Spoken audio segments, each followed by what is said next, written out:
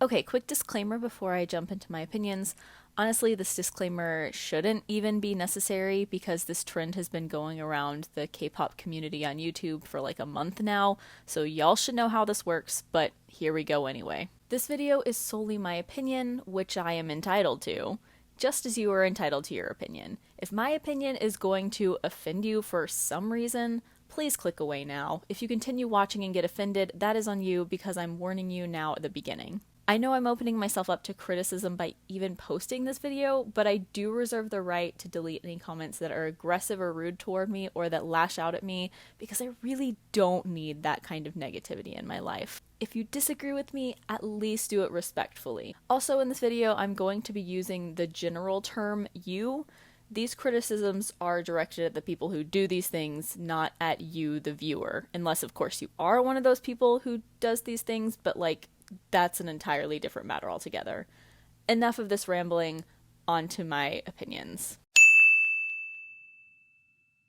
This first one is basically a continuation of my disclaimer, but getting offended by someone else not liking the same music or group as you is just really dumb. To be honest, I didn't realize for the longest time that this was even an unpopular opinion because it just makes logical sense. We all like and dislike different things, and getting angry at someone for not loving your fave is really childish. This is why I don't get why people feel the need to watch videos like this and then subsequently get mad over them because A, they chose to click on the video knowing full well what it was, and B, who cares if someone else doesn't like the same thing as you? I have more to say on this a bit later, so I'll just say that we should all respect each other's likes and dislikes and not come for people for not liking the same idols as you. I'm not sure why this keeps happening to me, but it seems like every time I get into a new group, the music they release after I start standing them just isn't as good as their previous releases. I'm gonna have some videos on the screen for you if you want to see some specific examples, but honestly, this is true for almost every single group I bias. It's a weird thing that keeps happening, and I hate it. I'm not saying that I dislike this new music, because I still do like it, but rather that it just hasn't lived up to their previous releases.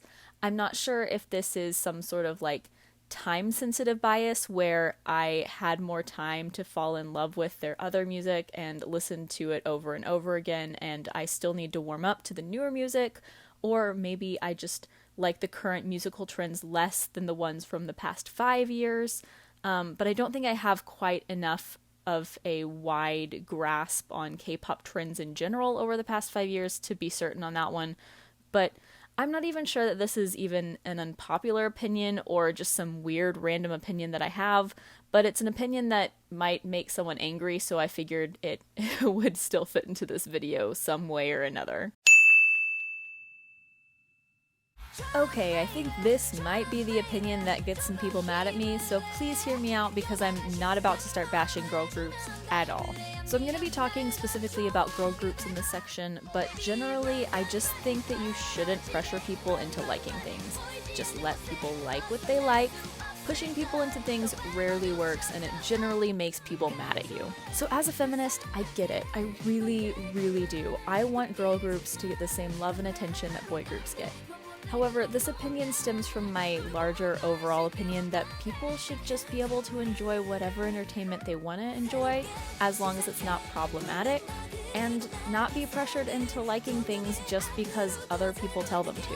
What's not okay is people talking badly about girl groups in general, or spreading the incorrect belief that girl groups only do cute concepts. Side note, there's also nothing wrong with cute concepts. I don't know why people tend to look down on cute concepts. They're not personally my thing in general, but I also don't see why the general opinion in the K-pop community seems to be that girl groups only do cute concepts and that therefore that inherently makes them worse than boy groups, because those are all incorrect statements. Cute concepts are just as valid as other concepts, even if they're not personally my favorite thing in the world. While I do think that there is a difference in the way that girl groups are generally marketed, and I do believe that they are infantilized and or over-sexualized more often than boy groups are, Girl groups and their concepts are certainly just as diverse and interesting as boy groups, and I think that there's probably one out there for every K-pop fan. Basically what I'm saying is to like and listen to whatever you want to like and listen to, but don't talk badly about girl groups or completely write them off just because of some incorrect stereotype. So when I say this, I'm mostly referring to 101, IOI, and NCT here. Like I said, if you like them, cool, good for you. Admittedly, these three groups' sound doesn't really line up with my personal taste, so it's possible that this is more of a correlation rather than causation thing, and that it's a coincidence that I don't have strong opinions on any of these groups that have unique formations. I don't want to get into the reasoning behind 101 and IOI and why they don't stay together long term, because I can kind of see every angle to the argument. But I think that the root of why I can't get into these groups is that K-pop fandom is so rooted in loving the members alongside the music, and if a group is only going to be together for a short time, or if the members in the group and or subunit are always fluctuating, I find it hard to fully stan the group. But like I said, I have nothing against these groups, and I do like individual songs by them, I just don't stan them. I've watched quite a few of these unpopular opinions videos, and I would say about 75% of the ones I've watched have mentioned Blackpink being overrated, so I guess that my opinion, which is that they deserve the hype they've gotten, is actually now the underrated one. Sure, they've only released a few songs, but all of the songs they've released have been really good. I think a lot of people tend to overlook consistency when it comes to title tracks. Not every group is able to release title tracks that are consistent in quality and in sound, and I think that Blackpink has done that really well. I don't know the members super well, but from everything I've seen, they seem really fun and sweet, and I'm really impressed with what they've been able to do when given only a few songs to work with. We're all humans here. I'm human, you're human, and your favorite idols are human. We all have complex opinions, likes, and dislikes, and it's okay to not love every single thing your favorite idols do. Sometimes your favorite group is going to release music that you don't like, and it's okay to admit that. Sometimes your favorite idol might do something that you don't approve of. It's okay, and probably the responsible thing, to admit that. I'm not saying it's not okay to like everything your favorite idols do, but rather that it's okay if you don't like everything, and that it's okay to voice that criticism if you do so in a respectful way. For example, I love Jackson Wang so much, I've mentioned that a lot on here, but I don't really like his solo music. I've listened to all the songs he's released over the past year, but I just can't get into his solo style. Again, this just boils back down to me saying that people should be able to like or dislike whatever they want without getting yelled at or scolded by other people in the fandom or in the K-pop community at large.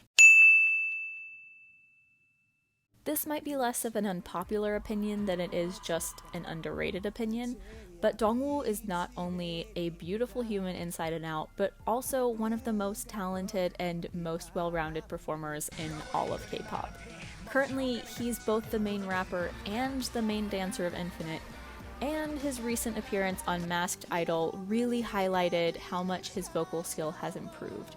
He was already a better singer than many K-pop rappers, but I think that he's really been working on his vocals, and at this point, his vocals are up to the quality of a typical K-pop vocalist, in my opinion.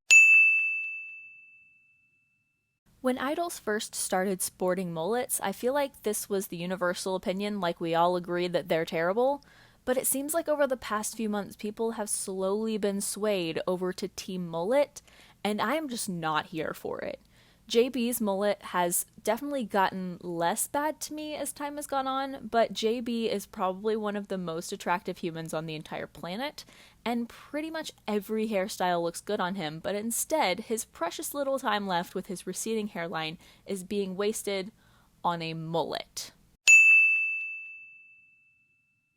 Another thing that needs to die immediately is the oversaturation with the tropical house genre. I'm not really a fan of the genre in the first place, but at this point it's been completely run into the ground.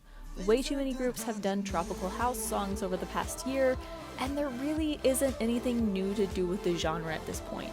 I thought we were done with it, and then Inflying and Cross Gene both released new tropical house inspired songs that just renewed my frustration.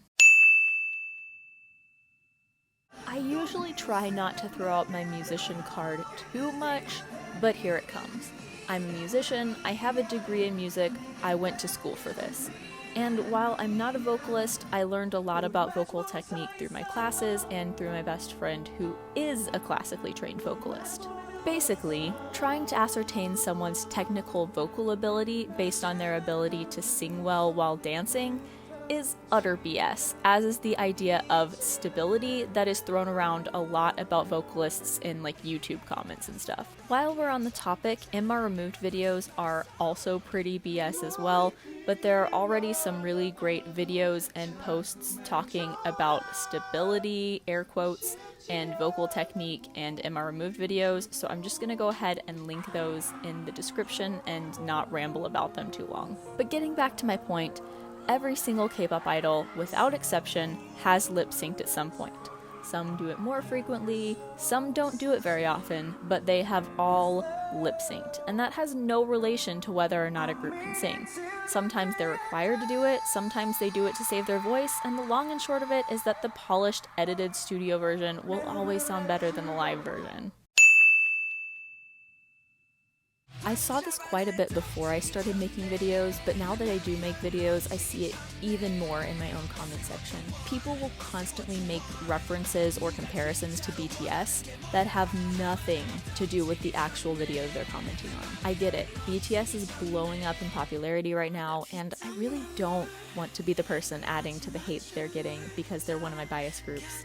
But it's getting really frustrating to see ARMYs constantly comparing nearly every K-pop thing to something related to BTS. Honestly, every time I see a comment like this, it makes me think that the person commenting has zero K-pop reference points apart from BTS.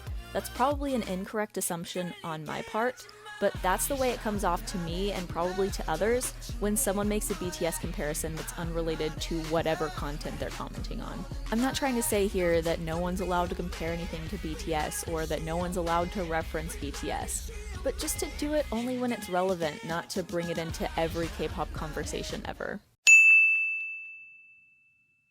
So I'm going to start out by addressing the criticism that I think I'll receive for this statement. Yes, GOT7's rap line is Mark, Jackson, and Bam Bam.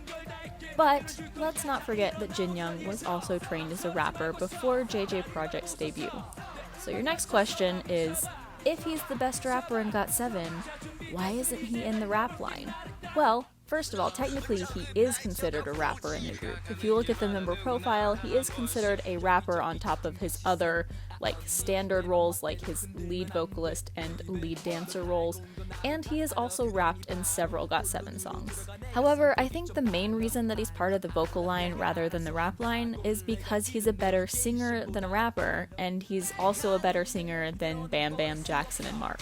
This isn't me trying to say that Bam Bam, Jackson, and Mark can't sing at all, but it's pretty clear that Jin Young is a better vocalist than them.